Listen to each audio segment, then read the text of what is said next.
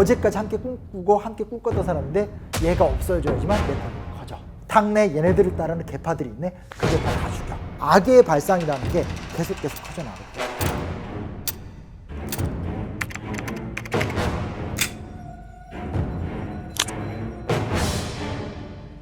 스탈린 하면 어떤 이미지가 떠오르세요? 독재자. 근데 실제로 스탈린은 상당수 역사가들에게 호평도 많이 받아요. 왜냐면 그의 강력한 통치력에 의해서 소련이 빠르게 성장하고 단단하게 성장한 부분이 있거든요. 근데 문제 뭐냐? 더 강하고 빠르게 성장하기 위해서 더더더 잔혹해졌다. 이게 어떤 그 스탈린의 이중성인 것 같아요. 그래서 오늘 스탈린에 대한 이야기를 하는 것은 한편에선 소련, 실패한 국가지만 한때나마 이상주의를 추구했던 집단들이 어떤 노력을 했는지, 또 그 안에서 얼마나 심각한 다시는 일어나서는 안 되는 인권 유린이 있었는지를 같이 좀 살펴보기 위해서 이 이야기를 만들었습니다.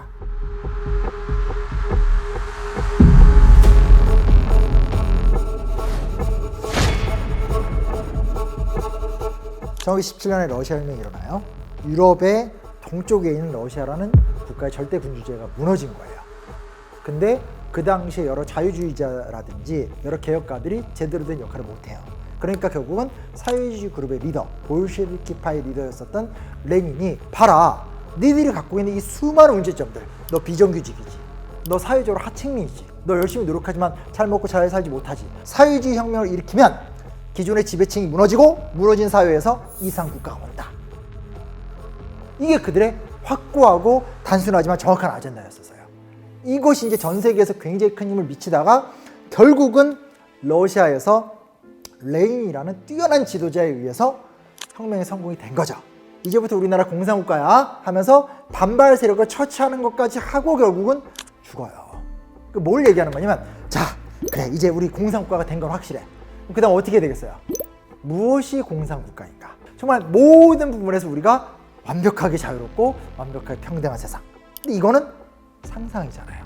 그 상상을 이제 현실화를 시켜야 되겠죠. 그거를 내가 현실화 시켜주겠어 하면서 권력을 딱 장악했던 사람, 이 사람이 바로 스탈린이에요. 네. 스탈린은 레닌을 철저하게 우상화시켜요.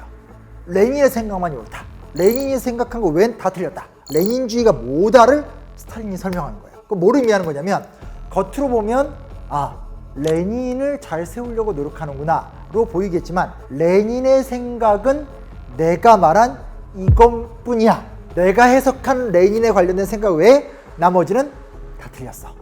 생각의 다양성, 생각의 공존, 생각의 경쟁을 인정하지 않고 아주 교묘하게 누군가를 우상화시키고, 그 우상화의 결과가 나 중심의 세계. 굉장히 위험한 건데 스탈린이 이런 식으로 권력을 장악해요. 자, 그러면 이제 현실 공산주의 국가를 이끌어가는 모든 힘은 스탈린에게 있잖아요. 스탈린이 어떤 실행력을 보이게 되냐? 우리 경제개발계획 이런 말 들어보셨죠? 조직적으로 산업을 성장시켜서 인민의 배고픔을 해결한다. 산업화라는 개념을 정부가 개입해서 인위적으로 만들어가는 시스템의 하나의 롤 모델이 스탈린이에요. 전 세계 생산량 비중에서 제정 러시아가 한 2-3% 사이였었거든요. 그런데 37년이 되면 전 세계 경제 GDP 비중에서 13.7%예요. 어마어마한 수로 성장한 거죠. 그리고 전력 생산은 세계 15위에서 3위로 올라갔고, 기계 제조 분야에선 세계 2위, 미국 빼고 그 다음까지 치고 올라갔어요. 실제로 이 성장의 과정들을 보고 과장됐다, 지나치다 이렇게 비판하는 사람들이 많아요. 많지만 종합적으로 따져봤었을 때 실제로 어마어마한 구조로 산업 성장이 이루어졌던 것만큼을 부정할 수는 없어요. 또 한편에서 뭐가 있냐? 그동안은 소수의 그 권력자들, 자본가, 공장 이런 사람들이 다수의 부를 차지한다면 계속 억압적으로 가니까 분홍들, 농촌의 권력자들을 몰락시킨 다음에 농민들의 민심을 다 공산주의 쪽으로 이렇게 끌어오게 하는 거예요. 토지 재분배 쫙 해요. 정말 엄청나게 저항했어요. 그 막 농민들이 들고 일어나서 막 자기 소떼 수백 마리 끌고 나서 다 도살해버려요. 열받으니까. 저항 방법이 없으니까. 근데 눈 하나 꿈쩍하지 않아요. 공산당원 다 파견해서 지방의 분홍들 다 쫓아내면서 토지 재분배 다 했어요. 조직적으로 공산당을 활용해서 농촌과 도시에서 대규모의 산업화와 평등한 경제체제를 달성하기 위한 과감한 리더십의 성과를 내요. 그만큼 동시에 내 권력도 올리는 거예요. 이게 되게 무서운 거예요. 네. 실제로 이 스탈린 같은 경우는 차곡차곡 개혁을 진행하면서 당을 장악하고 민중을 장악하고 대부분의 민중들이 다 스탈린에게 충성하고 좋아하고 이런 과정을 거치게 되니까 준비됐다는 듯이 1934년 비로소 대숙청 작업을 시작합니다.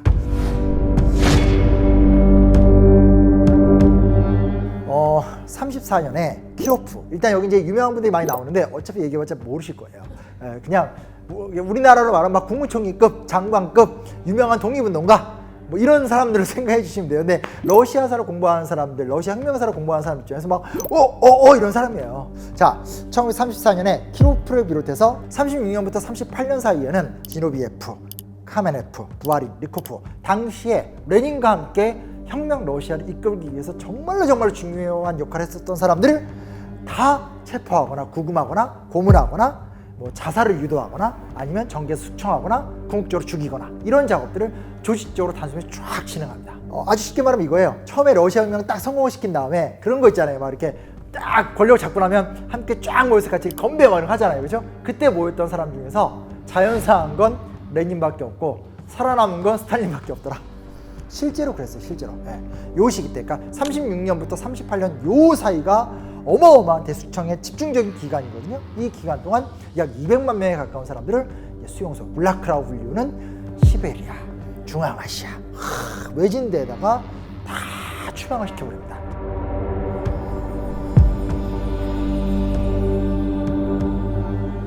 그래서 어마어마한 사람들을 이런 식으로 제거를 했고요. 사실 이 이후에 무슨 사건이 터지냐면 37년에 중일전쟁이 터져요. 39년, 41년 요 시기를 거치면서 2차 세계대전 태평양 전쟁이 터지면서 온통 전쟁이잖아요. 근데 원래 사회주의가 뭐예요?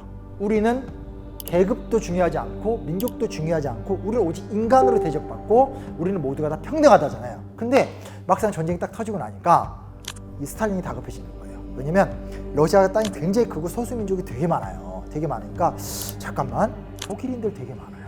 폴란드인들도 되게 많아요. 그리고 저쪽 가보니까 이슬람도 되게 많아. 큰일 났다. 그래서 대대적인 소수민족 탄압에 들어가요. 왜냐면 전쟁에 승리하기 위해서 우리 러시아 민족들, 슬라브 민족이 강해져야 돼. 이렇게 얘기하면서 그 민족 차별을 하는 거죠. 그러니까 사회주의 원칙에 정면으로 반대되는 행동을 해요. 근데 이렇게만 이야기하면 안 됐다, 속상하다 이렇게 되죠. 그런데 자 보세요. 여러분들이 기억하실지 모르겠는데 1937년 연해주에 살던 약 18만 명의 조선인들이 단숨에 카자흐스탄으로 끌려가죠. 그 중에는 2021년 8월 15일 날 유해가 봉환된 홍범도 장군도 계시죠. 홍범도 장군은 그곳에서 죽었잖아요. 김경천 같은 장군은 결국 첩자로 분류가 돼서 시베리아 유영소에서 노역하다 돌아가셨어요. 그러니까 이게 남의 나라 이야기가 아닌 거예요. 느낌이 되게 확 달라지죠. 그죠?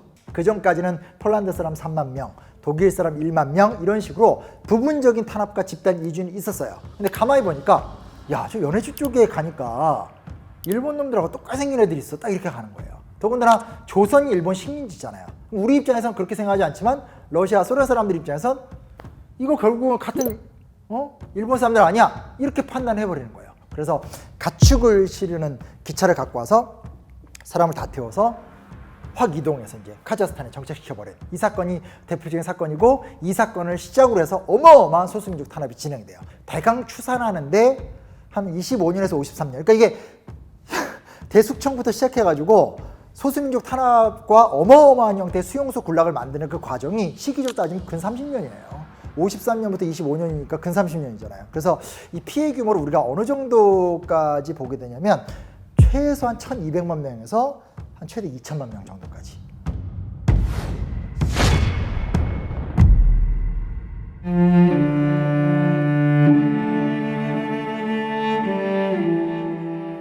역사라는 게 참 그런 게 뭐냐면 역사에서 인류의 대범죄는 꼭 단죄의 순간이 와요. 어느 때가 되면 그 칠흑 같은 어둠이 거치면서 새로운 시대가 딱 오게 되는데 스탈린이 결국 죽잖아요. 영원히 살 수가 없잖아요. 스탈린이 죽는데 그 다음에 권력을 잡은 사람이 누구냐? 후르쇼프예요. 후르쇼프의 말 중에 제가 잊지 못하는 게 뭐냐면 내 팔꿈치 밑으로 피가 흐르고 있다.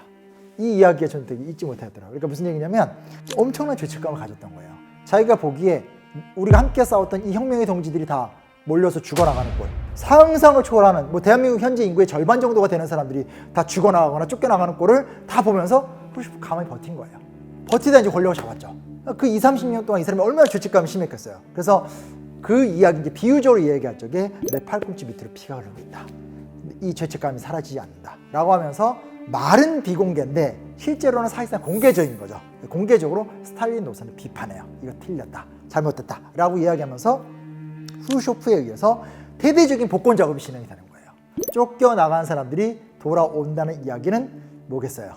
그걸 방관했던 사람, 그걸 촉진했던 사람과 다시 만나게 되잖아요.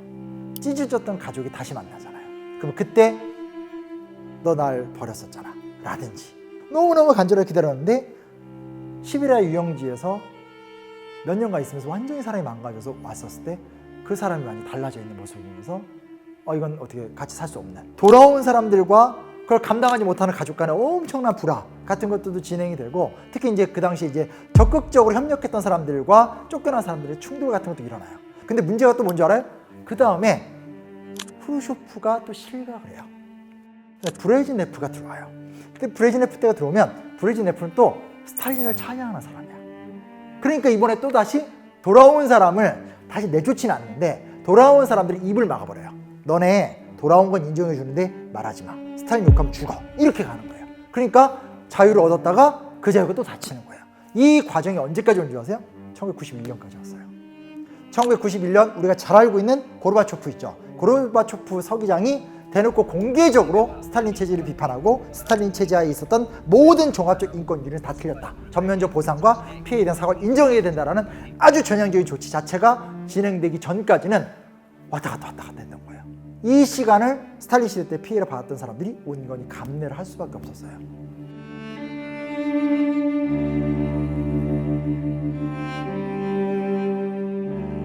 가장 극렬한 탄압에 대해서 가장 강렬하게 저항했던 그 사람들이 가장 강렬한 죄악을 저질렀다. 이걸 우리가 어떻게 봐야 될 것이냐, 이런 고민을 되게 많이 해요. 그러면서 한나 아렌트 같은 사람들이 등장해서 무슨 얘기를 하기 시작하냐면, 그 전까진 공산주의, 파시즘, 군국주의 이렇게 얘기를 분류했다면 가만히 보니까 인류사 양대 홀로코스트가 히틀러와 스탈린한테 이루어진 거예요. 그러면 이게 히틀러랑 스탈린 적이잖아요. 이념도 달라요. 한쪽은 국가사회주의고 한쪽은 공산주의인데 양쪽이 둘 다 홀로코스트를 저지른 거예요. 그래서 이거 아니다, 관점이 잘못됐다, 이들은 이념이고 나발이고 다 전체주의자들이다, 이런 식의 새로운 개념이 등장하게 된 거예요. 그러면 민주주의 국가는 어떠냐? 민주주의 국가가 상대적으로 나은 측면이 있죠. 왜냐하면 권력을 분할하는 특징을 갖고 있기 때문에. 근데 문제는 뭐냐면 민주주의 국가는 권력을 분할하는 식으로 가기 때문에 이런 거죠. 어차피 내가 열심히 해봤자 독재자가 못 돼요. 그렇기 때문에 적당히 포퓰리즘 하면서 정치가로서의 본분을 안 하는 경우가 많아요. 그럼 어떻게 되냐? 그 사회에서 무슨 현상이 일어나냐면 극우 현상이 일어나요.